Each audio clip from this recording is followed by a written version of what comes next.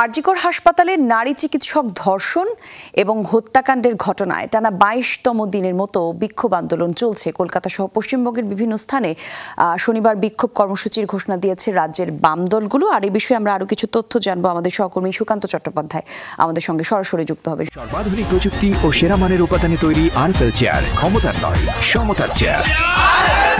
সুকান্ত, একটু জানাবেন আজকের কর্মসূচিতে সংঘর্ষ সহিংসতা হয়েছে কিনা, আর বাম দলগুলোর কথা বলছিলাম, তাদের দাবিগুলো কি কি মূলত? দেখুন, মূলত দাবি হচ্ছে যে রাজ্যের যে মুখ্যমন্ত্রী তার পদত্যাগ, এবং সেই কারণেই কিন্তু তারা এই বিক্ষোভ সমাবেশ করছেন। বিভিন্ন জায়গায় সকাল থেকে কিন্তু সমস্ত জেলার ২৩টি জেলার পুলিশ সুপারের অফিসে তারা ঘেরাও করেছেন, এবং যেখানে যেখানে কমিশনারেট আছেন সেখানেও কিন্তু বাম কর্মীরা কিন্তু এই ঘেরাও কর্মসূচি করেছেন। ইতিমধ্যেই আরেকটি ঘটনা, যেটা হচ্ছে এই যে পশ্চিমবঙ্গ ছাত্র সমাজের যে অন্যতম নেতা ছিলেন, তার মধ্যে ৩ জনের মধ্যে একজনকে কিন্তু গ্রেপ্তার করা হয়েছিল।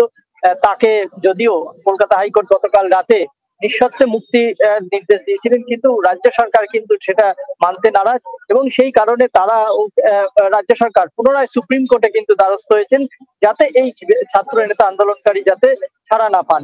এবং সেটাকে নিয়েও কিন্তু যথেষ্ট উত্তেজনা রয়েছে রাজনৈতিক মহলে। ইতিমধ্যে ৪ তারিখ রাতে রাত জাগো কর্মসূচি আবার কিন্তু ডাক দিয়েছেন আরজিকরের ডাক্তারি পড়ুয়ারা, এবং সেটাকে ঘিরে কিন্তু এখন দেখার যে গোটা দেশ সেই কর্মসূচিতে কিরকম ভাবে অংশগ্রহণ করেন, এবং আগামী দিনে এই যে আন্দোলন কর্মসূচি আরো যে দীর্ঘতর হতে চলেছে, সেটা কিন্তু এই সরকারের যে পদক্ষেপ সেটা কিন্তু তারা সুদৃঢ় করছে। ধন্যবাদ আপনাকে সুকান্ত, আমাদের সঙ্গে যুক্ত হবার জন্য।